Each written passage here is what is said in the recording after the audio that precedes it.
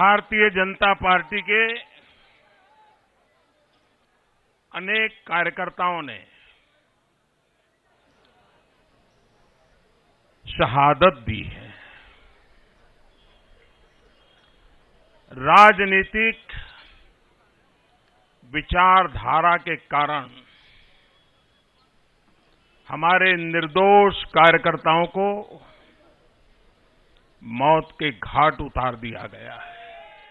हमारे सैकड़ों कार्यकर्ताओं ने शहादत मोल ली है, उनकी हत्याएं हुई हैं। उनको सिर्फ राजनीतिक विचारधारा के कारण मौत के घाट उतार दिया गया है। जब त्रिपुरा में चुनाव चल रहा था, फांसी पे लटका दिए जाते थे हमारे कार्यकर्ताओं को। बंगाल में आज भी हत्याओं का दौर बंद रुक नहीं रहा है। कश्मीर में हमारे लोगों ने जान की बाजी लगाई है। केरल में हमें मौत के घाट उतार दिया जाता है। शायद हिंदुस्तान में कोई एक राजनीतिक दल इतनी व्यापक प्रकार से हिंसा का शिकार हुआ है और उसके मूल में एक जो नैरेटिव, हेट्रेट का नैरेटिव लगातार बनाया गया है, उसी का परिणाम है कि हिंसा को एक प्रकार से मान्यता दी गई है। यह हमारे सामने बहुत बड़ा संकट है। दल के विचार के लिए बलिदान देने वाले सैकड़ों नौजवान कार्यकर्ता हो, केरल में जूझते हुए मौत के घाट उतारने के बाद भी संघर्ष करने वाले, पश्चिम बंगाल को बचाने के लिए जीवन की आहुति देने वाले कार्यकर्ता हो, या जम्मू कश्मीर की धरती पर मां भारती के लिए अपने बलिदान के लिए हर पल तैयार रहने वाले ये लाखों कार्यकर्ताओं की सौगात। भाइयों बहनों,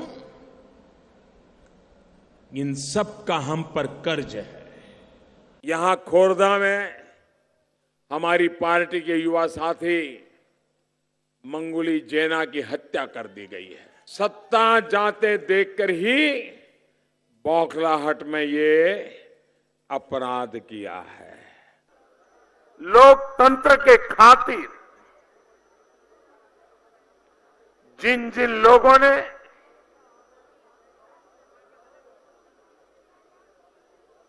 बलिदान दिया है,